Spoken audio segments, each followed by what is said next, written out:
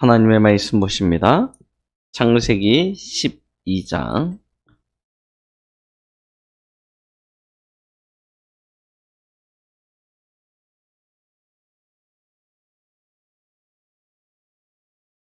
1절부터 저희 3절까지 말씀 보시겠습니다. 창세기 12장 1절로 3절까지입니다. 같이 합독하십니다. 여호와께서 아브라함에게 이르시되 너는 너의 고향과 친척과 아버지의 집을 떠나 내가 내게 보여줄 땅으로 가라. 내가 너로 큰 민족을 이루고 내게 복을 주어 내 이름을 창대하게 하리니 너는 복이 될지라.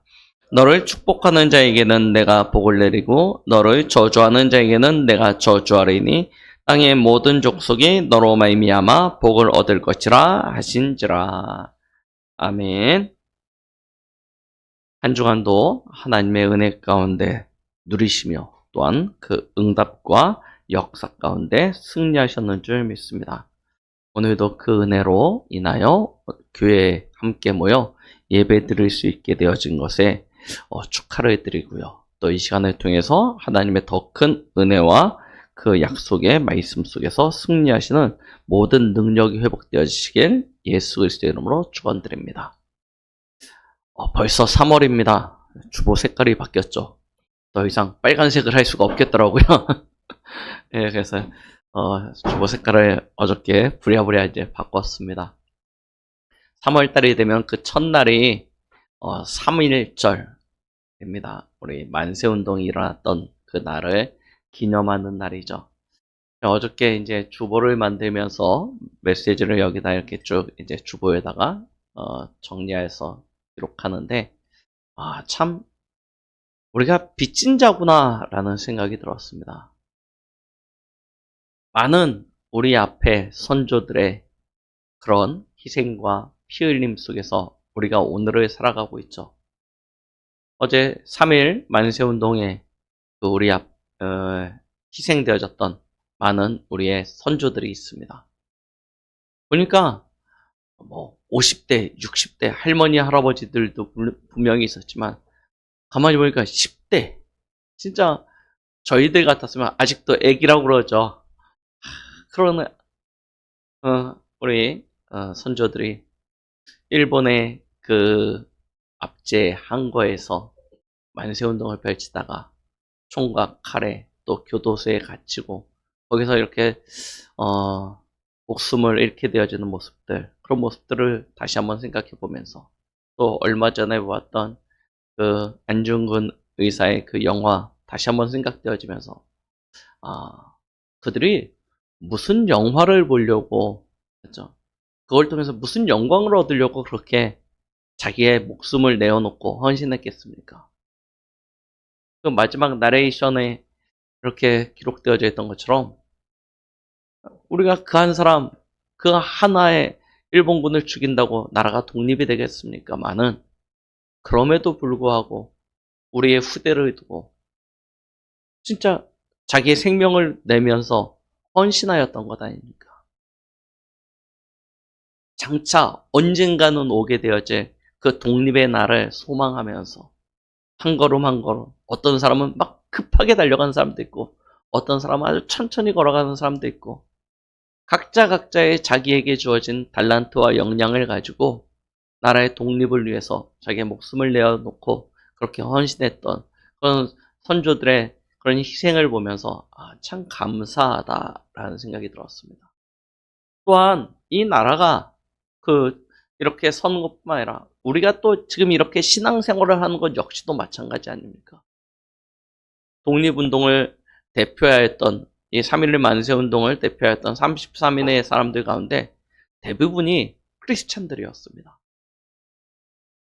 우리나라에 기독교가 들어온 역사는 다른 종교에 비해서 월등하게 짧습니다.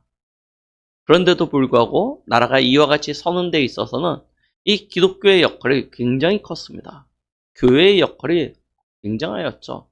특별히 일제시대와 이 6.25 시대를 걸치면서 나라가 완전히 폐허가 되어졌을 때 이 나라가 이렇게 다시 설 수 있었던 것에는 참 교회의 역할이 굉장히 많았던 것을 우리는 알 수 있습니다. 일제 압제 시대, 이 북한의 이 공산화 시대, 이 전쟁 시대를 거쳐가면서 그럼에도 가장 큰 피해를 입고 가장 많은 피를 흘렸던 사람들 역시 기독교인이었습니다. 그런 피 흘림이 없었다면 그 신사참배 운동을 할 때 거기에 대항하여서 거부하고 그렇게 감옥에 갇히고 순교하고 하는 그런 우리의 믿음의 선조들의 피 흘림이 없었고, 저 공산당의 그 압제 속에서 이 복음의 순수성을 지키기 위하여 피 흘렸던 우리의 선조들의 피 흘림이 없었다면 지금 교회는 이미 벌써 무너졌을 것입니다. 그리고 우리는 이 신앙의 유산을 이어받지 못한 채 여전히 창세기 3장의 그 사단의 손에 장악되어져서 멸망할 수밖에 없는 그 인생길을 걸어갈 수밖에 없었죠. 우리가 오늘 살아가고 있는 모든 것은 우리의 앞선 세대들의 그와 같은 희생과 헌신이 있었기 때문이라는 것을 다시 한번 생각해보는, 어제 토요일 좀 그런 생각들을 좀 많이 하는 그런 시간이었고요. 그러면서 그러면 우리도 역시 우리 다음 세대에게 무언가를 물려줘야 되는데 무엇을 남기고 갈 것인지, 무엇을 전달해야 될 것인지에 대한 생각들을 해볼 수밖에 없었습니다. 작게는 우리 자녀가 보고 있고요. 우리 교회에 있는 렘넌트들이 보고 있고요. 또 좀 더 넓게 본다면 우리의 후손들이 보고 있는 것 아닙니까? 우리가 걸어가는 길, 우리가 하고 있는 어떤 작은 선택과 행동들, 이 모든 것들이 우리 다음 세대들에게는 유산으로 전달되어지는 것입니다. 저희는 무엇을 남기려 하십니까? 우리의 후대들이 여러분들을 기억할 때 어떤 사람으로 기억되길 원하십니까? 어마어마한 큰 일을 하고 뭔가 시대를 대표할 만한 그런 기념비적인 사람으로 서는 것도 좋겠지만, 저는 그렇지 못한다 할지라도 우리 후대들에게는 바른 것을 전달해주고 가야 되지 않을까라는 생각을 하였습니다. 혹 내가 가는 그 길이 세상 사람들이 보기에는 손가락질 받을 만한 그런 길이 될 수도 있습니다. 왜냐? 우리는 다른 길을 걸어가고 있으니까요. 세상이 말하는 길과 우리는 다른 길을 걸어가고 있습니다. 그래서 사람들은 우리를 조롱하고 멸시할지도 모릅니다. 저렇게 어리석다고. 그러나 우리는 이 길이 옳은 길이라는 것을 알고 있습니다. 오직 예수 그리스도, 오직 하나님의 나라, 오직 세계복음화. 우리는 그 길을 향해서 나아가는 것입니다. 그리고 그걸 저와 저의 후대들과 또 교회에 있는 렘넌트들과 오고 오는 우리 후손들에게 바톤으로 전달하는 그런 축복을 누리기를 원합니다. 우리 충만한 교회 모든 성도님들은 그런 믿음의 역사를 이루고 또 그런 믿음의 유산을 남길 수 있는 축복이 있길 예수 그리스도의 이름으로 축원드립니다. 이 복음이 아니고선 절대 이 시대를 살릴 수 있는 길이 없기 때문입니다. 오늘 창세기 12장을 보았습니다. 우리 지난주에 분명히 하나님이 노아에게 새로운 언약을 주셨습니다. 새 언약을 주시고 새로운 축복의 증거도 허락해 주셨습니다. 그런데 사람은요, 참 어리석어요. 똑같은 실수를 반복합니다. 되게 똑똑한 척하고 되게 막 잘난 척하는데 신기하죠. 같은 실수를 계속해서 반복해요. 역사가 그것을 증명하고 있는데요. 오늘 성경에서도 그 이야기를 하고 있는 거예요. 분명히 창세기 3장에 그 아담과 하와의 범죄함으로 말미암아 온 인류는 큰 재앙 가운데, 고통 가운데 빠졌습니다. 그러면 다시 그 자리에 서지 않아야 되잖아요. 하나님 앞에 범죄하여 악을 행하고 그로 말미암아 심판받게 되는 자리에 서면 안 됨에도 불구하고 창세기 6장에 하나님이 세상 만드심을 후회하시고 세상을 심판하시기로 계획하실 만큼 사람은 악하여집니다. 하나님 앞에 또다시 범죄하게 되어집니다. 그로 말미암아 세상은 홍수 심판을 받게 되어지고 누구만 남냐? 노아와 그의 가족들만 남습니다. 그러면 정신 차려야죠. 이제 다시는 그러면 안 되겠다. 다시는 그와 같이 행동하면 안 되겠다라고 정신 차리고 바르게 해야죠. 그런데 시간이 지나고 나서 보니까 또 어떤 시대가 와요? 바벨탑 시대가 되어집니다. 생각하고 행동하는 모든 것이 하나님 앞에 악해요. 그들은 스스로 생각하기를 하나님과 같이 되어질 수 있다. 하나님의 자리에 설 수 있다. 하나님과 같이 높아질 수 있다. 그러니 하나님 없어도 된다. 우리가 우리를 지키고 보존하고 우리가 우리의 것을 지킬 수 있다라는 생각에 빠져버립니다. 그래서 바벨탑을 쌓기 시작합니다. 하나님이신 언약 잊어버렸어요. 다시는 물로 세상을 심판하지 아니하겠다 하셨는데 그들은 물로 세상을 심판하실 것에 대하여 대비하기 시작하죠. 같은 실수가 계속 반복되어지는 거예요. 그래서 하나님이요 또 다시 사람들에게 하나님의 심판을 주십니다. 그것이 무엇이냐면 언어를 흩어버려요. 분명히 어제까지는 한 언어로 같이 소통하고 나누었던 사람들이 눈 뜨고 나니까 갑자기 서로의 말을 이해하지 못하는 상황이 되어져서 버렸습니다. 그래서 사람들이 뿔뿔이 흩어지게 되어집니다. 얼마나 안타깝습니까? 분명한 하나님의 그 경고, 심지어 하나님의 심판, 그러면서 새로운 하나님의 언약, 그 언약에 대한 증거, 모든 것을 다 가졌음에도 불구하고 같은 실수를 반복하는 사람들. 어찌 보면 우리의 인생도 그렇지 않겠습니까? 조금 섰다 하는 순간, 조금 이제 자리 잡았고 안정적이 되어졌다 하는 순간 우리도 모르게 방심하게 되어지고 그 방심함이 영적인 나태를 불러오고 영적인 나태함이 우리를 죄악 가운데로 이끌어가고 그래서 또 다른 어떤 문제와 아픔과 고통을 겪다가 이러면 안 되지, 나를 어떻게 해야 되지 하면서 방법을 찾다가 또 다시 하나님 붙잡게 되어지고 하나님이 다시 영적으로 회복시켜 주시면서 모든 것이 회복되어지면 또 다시 나태해지고 게을러지고 그래서 영적으로 또 하나님 앞에 범죄하게 되어지고 그것이 또 다른 하나님의 심판과 재앙을 이끌어오고 이 영적인 우리의 사이클이 계속 그냥 반복되어지는 도돌이표와 같습니다. 무한 도돌이표예요. 계속 되어집니다. 그 틀에서 벗어나야죠. 이제 그와 같은 사이클을 벗어나야죠. 그 길이 무엇입니까? 오늘 말씀 속에 답이 있습니다. 오늘 성경의 창세기 12장은 하나님이 믿음의 조상으로 불렸던 아브라함을 부르시는 장면입니다.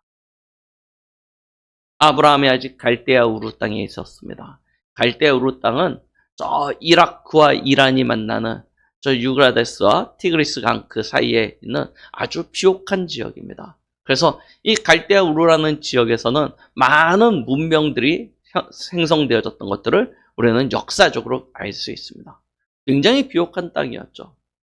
그 땅에서 거주하면서 거기서 상업을 했는데 어떤 상업을 했냐? 업종이 뭐였냐? 우상을 만들어서 팔았어요. 이 아브라함의 직업이 우상을 깎아서 만들어 파는 사람이었습니다. 분명히 노아의 자손이요. 노아의 첫 번째 언약의 그 전달을 받았던 셈의 후손이었음에도 불구하고 그는 우상을 만들어서 파는 그것으로 생업을 이어가고 했던 그런 사람입니다. 그런데 어느 날 그에게 하나님이 나타나신 것입니다. 어느 날 하나님이 그를 찾아오셨어요. 단 한순간도 우상을 깎고 그렇게 만들어 팔면서 하나님을 기억지도 않았고 하나님을 찾지도 않았고 하나님 앞에 서기를 소망하지도 않았는데 하나님이 어느 날 문득 도둑이 찾아오듯이 찾아오신 것입니다. 그리고 그에게 말씀하세요. 구원은 그런 것 같습니다. 우리가 하나님 앞에 하나님 나 좀 구원해 주십시오. 나 좀 살려 주십시오. 라고 하나님을 먼저 찾는 분들도 계시지만 대부분은 그냥 살아가고 있는데 인생이 고통 가운데 허무 속에서 괴로움 속에서 어떻게 할지 길을 알지 못하고 그냥 그러고 있는데 어느 날 문득 하나님이 우리를 찾아오세요. 어떤 사람은 그냥 길을 가고 있는데 누가 전도지 한 장 딱 줘요. 예수 믿으세요. 평상시 같으면 거들떠보지도 않았을 텐데 너무 인생이 괴롭다 보니까 하나 딱 받아보는데 거기에 주 예수를 믿으라 딱 써있는데 이게 확 와서 부딪히는 분들도 계십니다. 예전에 어떤 분은요, 너무 인생이 힘들고 괴롭고 너무 아파가지고 이게 인생 끝내야 되나 하는데 예전에는 교회에서 새벽에 차인배를 울렸지 않습니까? 이게 찬양 소리가 이렇게 쫙 나왔잖아요. 그 소리 딱 듣고 자신도 모르게 그 소리에 끌려가는 거예요. 끌려갔는데 교회가 있어요. 교회 가서 딱 앉았는데 하나님이 그에게 그날 구원의 손길을 내미십니다. 별의별 방법이 어떤 사람은 진짜 죽음의 위기 앞에서 어떤 사람은 진짜 너무나 터무니없게 어저께 우리 박 집사님이 얘기하시던데 그냥 있는데 직장 상사나 누가 야 너 교회 가봐 해가지고 교회를 가기도 해요. 맞아. 별의별 방법이 있습니다. 그런데 대부분은 우리가 하나님을 찾아가는 것이 아니라 보니까 하나님이 우리를 찾아오세요. 그걸 은혜라고 합니다. 은혜예요. 그렇게 하나님이 아브라함을 찾아오셔서 말씀하세요. 뭐라고 말씀하십니까? 너는 너의 고향과 친척과 아버지의 집을 떠나 내가 내게 보여줄 땅으로 가라 하고 명령하시는 것입니다. 그 땅으로 가라는 거예요. 자, 이걸 가야 됩니까? 말아야 됩니까? 그죠? 갈등되지 않습니까? 가라라고 이야기만 해놓으면. 그죠? 그런데 하나님이 그 다음에 무슨 말씀을 하세요? 2절을 보니까 가면, 그죠? 내가 너로 큰 민족을 이루고 내게 복을 주어 내 이름을 창대하게 하리니 너는 복이 될지라. 하나님이요. 그의 인생이 겨우 막 먹고 사는 수준, 수고하고 땀 흘리고 노력하는 그 결과로 겨우 먹고 사는 수준으로 그래서 인생의 수고하고 무거운 그 짐을 해결하지 못한 채 온갖 인생의 아픔과 고통을 겪고 있는 아브라함에게 그 갈등 속에 있는 아브라함에게 답을 주세요. 네가 왜 이러고 사냐? 네가 복이 되는 길이 있다는 거예요. 이전 성경 버전대로 한다면 너는 복의 근원이 될지라라고 이야기하시죠. 하나님이 내게 복을 주어서 네가 복의 근원이 되겠다 말씀하시는 거예요. 하나님이 그렇게 하시겠다는 거예요. 어느 정도입니까? 3절에 보니까 너를 축복하는 자는 내가 축복하고 너를 저주하는 자에게는 내가 저주하리니 땅의 모든 족속에 너로 말미암아 복을 얻을 것이라 하신지라. 하나님이요 이와 같은 큰 축복을 약속해 주시는 거예요. 자, 오늘날처럼 물질 시대를 살아가는 무신론이 판치고 있는 시대를 살아가는 저희 같으면 어느 날 자고 있는데 그렇죠? 꿈속에서 부릅니다. 영준아 하고 맞죠? 그러면서 가라 하고 이야기하면 어떻겠습니까? 가야 되나 말아야 되나 의심하게 될 거예요. 그러니까 대부분은 상황과 형편과 여러 가지 여건상 안 가려고 그러겠죠. 안 가려고 그러겠죠. 그럼에도 불구하고 워낙 또 힘들고 어렵고 갈급한 사람은 그런 꿈 꾸면 그 꿈에 의지해서 가기도 합니다. 그런데 이 당시 아브라함 시대는 어떤 시대입니까? 이 모든 것이 이 신을 중심으로 하는 사회예요. 그렇죠? 재정일치 시대라고 이야기하죠. 모든 것이 신의 이름으로 되어지는 시기였습니다. 그때 하나님이 아브라함에게 명령하시니 아브라함은 어떻게 합니까? 안 움직일 수가 없어요. 안 움직일 수가 없는 것입니다. 그래서 하나님이 보여주는 땅으로 가기 시작합니다. 그게 축복이에요. 여러분들이 이전에 어떤 상황 속에 있었는지 모릅니다. 어떤 아픔 속에, 어떤 고통 속에, 어떤 영적 문제 속에 있었는지 모르겠습니다. 그러나 그 하나님의 부르심 앞에서 여러분들이 어떤 계기를 통해서 이곳에 와서 예배를 드리든 이곳에 와 있는 것이 축복인 줄 믿으시기 바랍니다. 이게 은혜고 이것이 축복이에요. 하나님이 가라고 하는 그 땅으로 가는 것, 하나님이 오늘 이곳 예배당에 모여서 함께 예배 드릴 수 있는 그 은혜를 주신 것, 이것만큼 큰 축복이 없는 것입니다. 왜? 여기서부터 모든 것이 새롭게 시작되어지니까요. 맞죠? 약속하신 대로 하나님의 복을 받게 되어집니다. 그 복이 내게 임하여 내가 복의 근원이 되어지고 또한 나를 통하여 모든 사람이 복을 받게 되는 그런 축복을 누리게 되어질 것입니다. 도대체 그러면 그 땅이 어디입니까? 그곳이 어디기에? 왜 하나님은 거기로 가라고 말씀하시는 것입니까? 우리는 그 깊은 의미를 알아야 됩니다. 아니, 아무 땅이나 가면 어떻습니까? 그죠? 이 땅으로 가도 되고 저 땅으로 가도 되고 아무 땅으로 가도 되는데 왜 하나님이 내가 내게 보여줄 땅으로 가라고 이야기하십니까? 오늘 성경에 보니까 가서 보니 그 땅이 어느 땅이에요? 가나안 땅이에요. 몰랐죠. 어디로 가야 되는지 모르고 가는 것입니다. 모르고 갔는데 그곳이 어디냐? 가나안 땅. 그 가나안 땅은 어떤 땅입니까? 약속되어진 메시아, 여자의 후손, 곧 예수 그리스도가 오실 땅을 이야기하는 것입니다. 그 땅으로 가라는 거예요. 그 이야기는 오늘날 우리에게 적용해 보면 우리는 어디로 들어가야 돼요? 그리스도 예수 안으로 들어가야 됩니다. 예수 그리스도 안으로 들어갈 때 우리의 인생이 다 회복되어지고요. 회복되어진 것을 뛰어넘어서 하나님의 그 큰 은혜와 응답과 축복 속에 우리 인생이 새롭게 엮어져 가게 되는 줄 믿으시기 바랍니다. 다른 곳에 있어서는 안 돼요. 환경적으로, 기후적으로, 여건적으로 모든 것을 봤을 땐 가나안 땅이요. 성경에 왜 적과 꿀이 흐르는 땅이라고 하는지 사실 이해가 안 됩니다.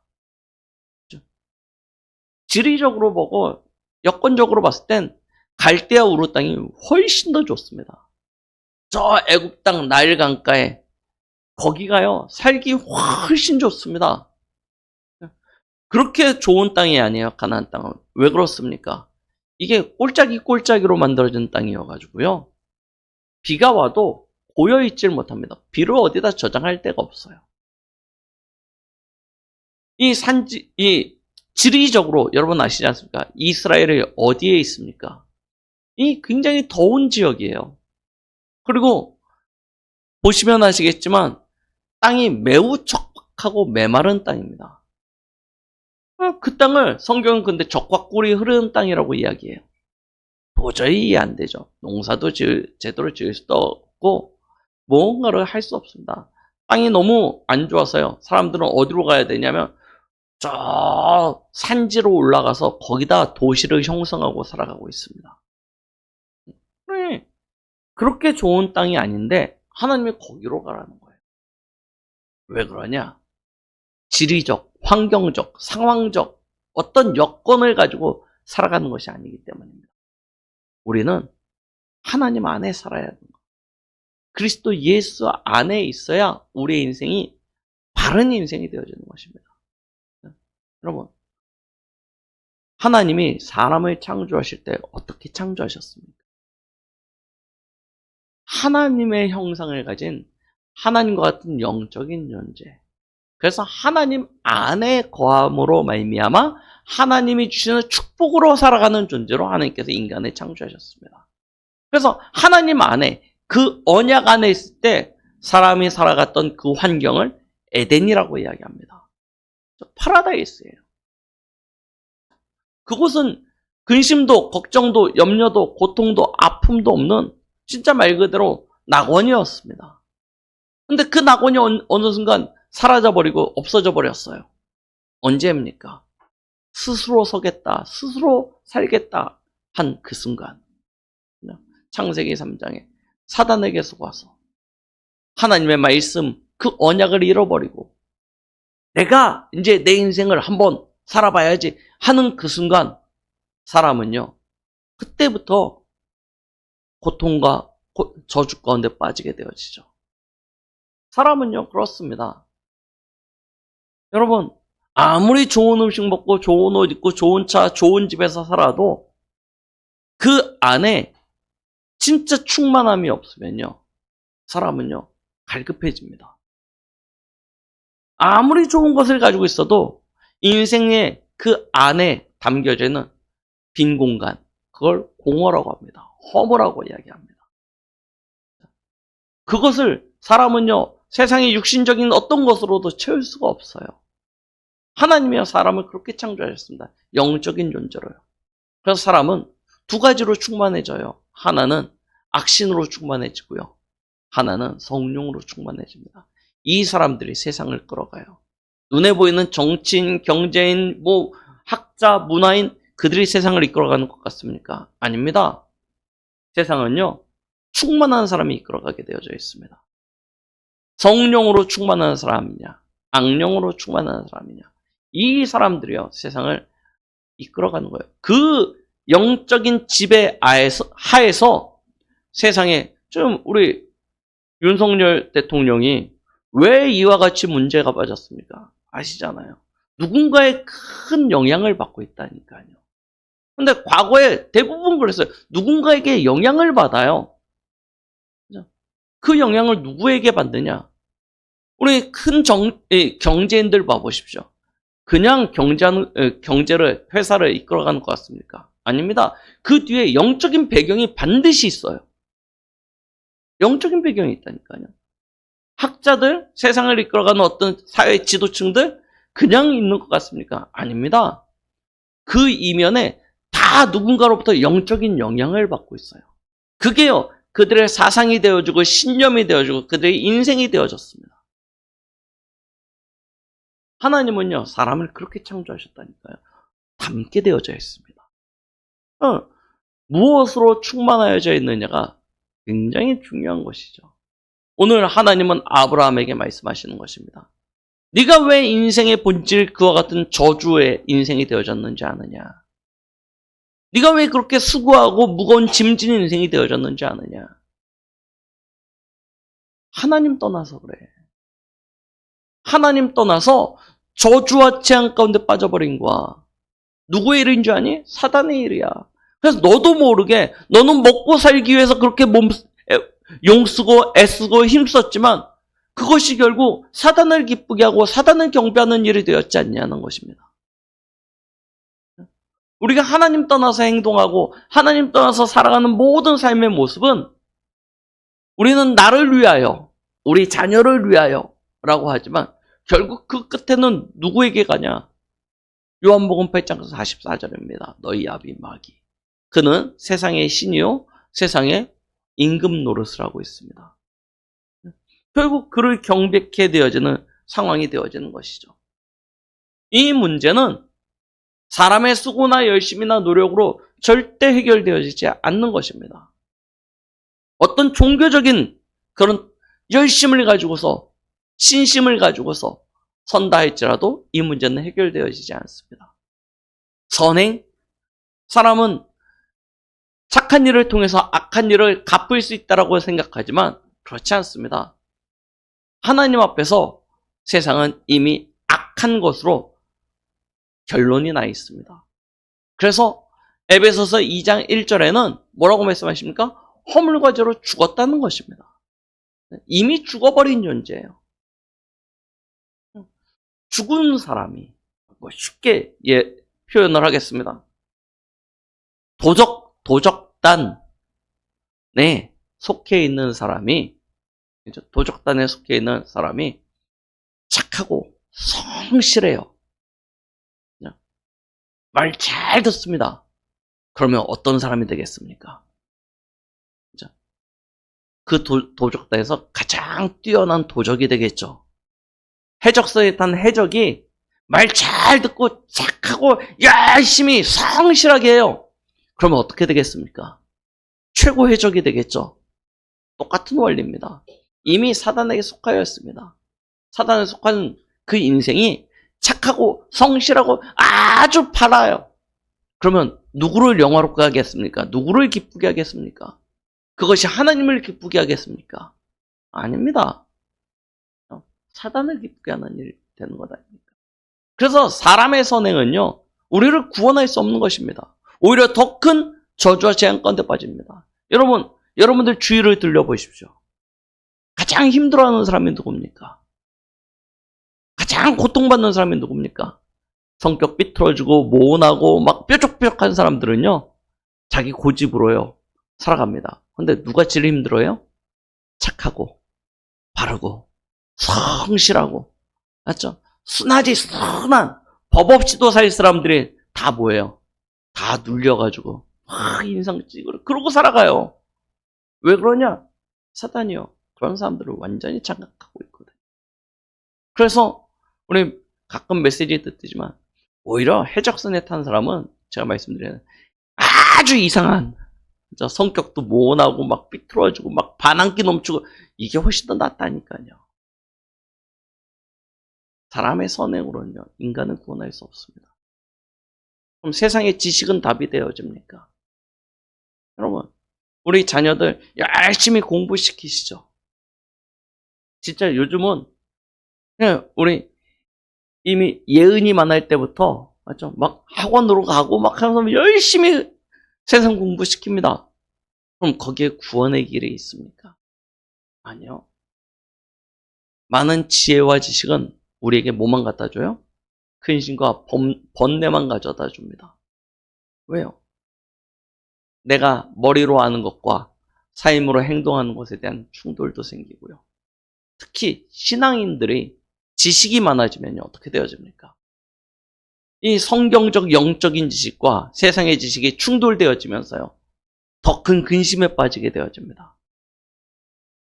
지식은요 우리를 구원할 수 없습니다. 그래서 어설픈 지식인들이 앞에 나와서 방송에 나와서 막 이렇게 얘기하는 이야기들 들어보면 진짜 영적인 거 1도 모르면서요 뭐 얘기하는데 답답해 죽겠습니다. 얼마 전에도 EBS에서 어떤 이게 얘기하는데 가만히 들어보니까 영적인 거 아무것도 모르고 그냥 학문적으로 성경을 이해해가지고 그거 가지고 막 이야기하는데, 야 진짜, 근데 세계적인 석학이에요. 에요 어떻게 되겠습니까? 그 지식을 가지고 사람들을 영적으로 완전히 망하게 만드는 거예요. 세상에 사람의 방법, 수준, 길에서는 우리가 가지고 있는 이 영적인 문제를 해결할 수 있는 방법이 없습니다. 그래서 이 본질상 진노의 자녀된 인생에서 빠져나오질 못합니다. 많이 가지고 높은 것을 이루고 진짜 많은 수고를 하는데 인생은 점점 더 괴로워지고 번뇌 가운데 고통 가운데 빠지게 되는 이유가 여기에 있는 것입니다. 이때 하나님께서 답을 주셨습니다. 어떤 답이요? 창세기 3장 15절. 실패한 아담과 하와를 찾아오셔서 첫 번째 답을 주시는 거예요. 여자의 후손이 나타나 뱀의 머리를 상하게 할 것이다. 첫 번째 원시복음이라고 그러죠. 은혜의 복음의 첫 번째 시작입니다. 하나님께서 우리와 의논치 아니하시고 구원의 길을 열어주신 거예요. 이전에 하나님이 아담과 하와 약속하셨잖아요. 그걸 생명언약, 행위언약이라고 합니다. 창세기 2장 17절. 선악을 알게 하는 나무의 열매는 먹지 말라. 먹는 날에는 정령 죽으리라. 이것은 그 행위의 주체가 누구에게 있냐면 사람에게 있었습니다. 그래서 안 먹으면 하나님이 주신 그 영원한 축복 가운데 있게 되어지는 것이고, 먹으면 영원한 사망이라는 것입니다. 그런데 하나님이 그렇게 실패한 아담과 하와에게 찾아오셔서는 행위를 통하여 이루어지는 언약이 아니고 은혜의 언약을 주세요. 그 행위의 주체는 사람이 아니고 누구예요? 하나님이세요. 하나님이 주시겠다는 거예요, 그냥. 여자의 후손을 보내서 마귀를, 사단의 일을 멸하겠다라고 아예 선포해 버리신 것입니다. 그리고 말씀하시는 거예요. 출애굽기 3장 18절에 피 발라라. 그러면 너희의 과거에 어떤 행위, 어떤 죄가 있든 그거와 상관없이 죽음의 이 재앙의 사자, 이 죽음의 사자가 너희를 넘어가게 될 것이다. 그날 너희가 구원을 받게 되어질 것이다. 그럼 바르기만 하면 된대요. 그것이 너희의 증표가 되어져서 죽음의 사자, 이 재앙의 사자가 넘어간다는 것입니다. 은혜 아닙니까? 그렇죠? 그러면서 이야기하십니다. 이사야 7장 14절에 보라, 처녀가 잉태하여 아들을 낳으리니 그 이름을 임마누엘이라 하리라. 하나님이 우리와 함께 계신다는 거예요. 아니, 보십시오. 그 죄로 말미암아 도저히 빠져나왔으면 저주와 재앙 가운데 온 인류가 잡혀버렸는데 하나님이 뭐라고 말씀하세요? 여자의 후손이 나타나서 너희와 함께하게 될 것이다. 그를 통하여 하나님이 너희와 함께할 것이다. 약속하시는 거예요. 그 모든 하나님의 구원의 계획 속엔 인간이 개입할 수 있는 여지가 하나도 없는 것입니다. 하나님이 그렇게 하시겠다고 맹세하시는 거예요. 이 약속의 땅, 이 말씀이 성취되어질 땅, 그 땅이 바로 가나안 땅입니다. 예수가 그리스도로 오시는 그 땅. 창세기 3장 15절에 그 약속의 주인, 하나님의 아들이 나타나신 것은 마귀의 일을 멸하려 하심이라. 출애굽기 3장 18절에 그 피 언약의 주인, 그분이 누구십니까? 로마서 8장 2절 생명의 성령의 법이 죄와 사망의 법에서 너를 해방하였습니다. 이사야 7장 14절에 동정녀의 탄생으로 이 땅에 오셔서 다시 하나님과 우리가 함께 할 수 있는 길을 열어주실 그분. 요한복음 14장 6절 내가 곧 길이요 진리요 생명이니 나로 말미암지 않고는 아버지께로 올 자가 없나니. 예수가 그리스도로 오셔서 우리 인생의 모든 문제를 끝내시겠다 말씀하시는 것입니다. 그 그리스도께서 십자가에 피 흘려 죽으심으로 말미암아 우리 인생이 도저히 빠져나올 수 없었던 것 같은 사단의 그 함정과 틀과 올무에서 완전히 해방케 되어졌음을 믿으시기 바랍니다. 그 믿음이 우리를 구원하는 거예요. 하나님이 세상을 이처럼 사랑하사 독생자를 주셨으니 이는 누구든지 저를 뭐하는 자? 믿는 자마다 멸망치 않고 영생을 얻게 하려 하심이라. 믿는 자예요. 요한복음 1장 12절입니다. 영접하는 자, 영접한다는 것이 무엇이에요? 곧 그 이름을 믿는 자에게는 그냥 입술로 떠드는 게 아니고요. 그 이름을 믿는 자에게는 하나님의 자녀가 되는 권세를 주셨으니. 결국 믿음입니다. 그리스도 예수를 믿으면 모든 문제 끝이라는 거예요. 그래서 하나님이 아브라함에게 말씀하시는 거예요. 내가 내게 보여줄 땅으로 가라. 로마서와 히브리서에 뭐라고 이야기하십니까? 아브라함이 그 하나님을 믿음에 그것이 그에게 의가 되어져서 라고 약속하고 계시죠. 갈 바를 알지 못하고 믿음으로 나아갔다라고 이야기하고 있습니다. 여러분, 예수가 그리스도 다 이해되십니까? 아니요. 솔직히 이야기하면 다 이해되어지지 않습니다. 이 영적인 사실을 우리가 어떻게 다 이해합니까? 어떻게 다 알 수 있겠습니까? 그런데 뭐가 생겨요? 믿음이 생겨요. 이 믿음이라는 건 그렇습니다. 우리가 믿으려고 해서 믿는 것이 아니라 하나님이 우리에게 주시는 거예요. 그래서 에베소서 2장에 보면 그 은혜의 선물이라고 이야기하고 있습니다.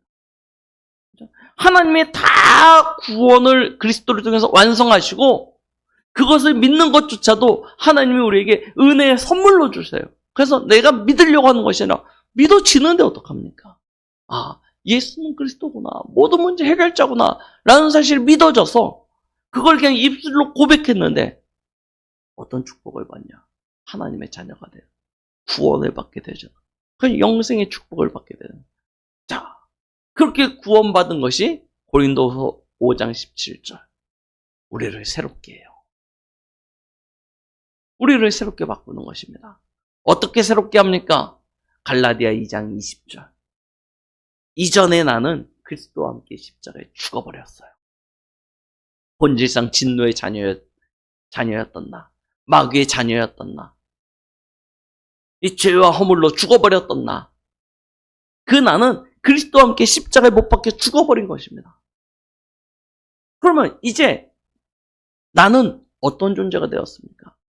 내가 아니에요. 내 안에 그리스도께서 사시는 새로운 존재, 새로운 피조물로 거듭나게 되어진 것입니다. 이런 축복이 우리에게 주어진 거예요. 우리는 그 은혜로 인하여 로마서 8장 14절로 17절 말씀처럼 하나님을 아빠, 아버지라 부르게 되어지는 그런 신분을 가졌습니다. 하나님을 아빠, 아버지라 부르니까 하나님의 자녀가 되어진 신분을 가지니까 당연히 뭐도 이어요? 하나님의 유업을 이을 자의 축복도 당연히 받게 되어지는 것이죠. 신분이 호적이 바뀌니까요. 당연히 그와 같은 축복을 받는 것이죠. 그래서 오늘 창세기 12장 2절 내가 내게 복을 주어 너는 복이 될지라. 네가 복이 대바가 아니에요. 자연스럽게 그와 같이 연결되는 것. 하나님의 자녀가 되니 하나님의 유업을 입게 되어지고 그것이 곧 우리의 복이 되어지는 것. 어느 정도냐? 너로 말미암아 모든 족속이 복을 받게 될 것이다. 이와 같이 우리의 신분과 권세가 완전히 바뀌게 되어진 것입니다. 어디서요? 그리스도 예수 안에서. 우리의 신앙은 다른 신앙이 아니에요. 그리스도와 십자가의 신앙입니다. 예수 그리스도라는 그 터 위에 서는 것입니다. 그가 다 이루셨고 지금 우리와 함께하고 계십니다. 그가 우리를 인도하시고 우리의 인생을 완성하실 것입니다. 그 사실을 믿음으로 살아가는 신앙이에요. 보세요. 하나님이 우리에게 주신 이 축복이 얼마나 큰지. 여러분, 오늘 이 말씀이 여러분들의 한 주간에 큰 확신이 되어지시길 바랍니다. 나는 그리스도 안에 있습니다. 그리스도 안에 있는 나는 하나님의 자녀요, 복의 근원입니다. 그런 나를 통해서 내 현장에 있는 모든 사람들이 다 복을 받게 되어질 것입니다. 이 축복을 실제로 믿으시기 바랍니다. 하나님은 우리 회사의 사장을 위해서 하늘 군대를 동원하지 않으세요. 맞죠? 사장은 회사에 그 사장이 가지고 있는 돈이 겁나가지고 사단이 도망가지 않는다니까요. 누구입니까? 하나님의 자녀된 저와 여러분들 때문입니다. 하나님은 지금 시공간을 초월하여 주의 성령으로 역사하시고 주의 천군과 천사를 동원하셔서 보호하시고 지키시고 모든 흑암의 세력을 꺾으시는 것. 그 사실을 진짜 누리시기 바랍니다. 그래서 우리의 신분은 회사에 가면 말단일 수 있죠. 맞죠? 최고 고위층에 있지 못할 수도 있습니다. 그럼 말단일 수도 있지만 그러나 우리가 가지고 있는 신분은 그 현장에 하나님의 대사로 서는 것입니다. 그렇죠? 큰 믿음을 가지고요. 여러분들의 현장으로 나아가서 승리하시는 축복이 있기를 바랍니다. 말씀을 맺겠습니다. 인생의 진짜 축복이 무엇이라고 생각하십니까? 오늘 말씀을 이렇게 쭉 듣고 나서 보니까, 점검하고 나서 보니까, 그리스도 안에 있는 것이 참된 행복이구나 라는 것을 우리는 발견할 수 있습니다. 그리스도 예수 안에서 잃어버렸던 하나님의 형상 회복되어지고요. 그리스도 예수를 믿음으로 말미암아 그 순간부터 우리는 하나님의 영과 함께하는 그런 능력을 소유하게 되어졌습니다. 그러니 그와 같은 비밀을 가진 우리가 있는 곳은 자연스럽게 이제 다시 회복되어지는 축복을 받게 되어질 것입니다. 어떻게 해요? 하나님의 나라로. 그래서 찬양으로 우리 늘 고백했듯이 내 주 예수 계신 곳이 그 어디나 하늘나라. 이 축복을 우리는 받게 되어질 것입니다. 한 주간 우리 모든 성도님들이 계시는 곳에서 이 언약에 대한 확신과 누림을 가지고 승리하시는 그런 은혜가 있기에 예수 그리스도의 이름으로 축복드리겠습니다. 기도하십니다. 하나님 아버지 감사드립니다. 그리스도 예수 안에서 완전한 구원과 구원과 함께 완전한 축복을 허락하여 주심을 감사드립니다. 이 한 주간도 오늘 우리에게 주신 말씀을 붙잡고 오직 믿음으로 큰 확신 속에서 승리하는 한 주간 되어지도록 역사하여 주시옵소서. 예수 그리스도 이름으로 기도드렸습니다. 아멘.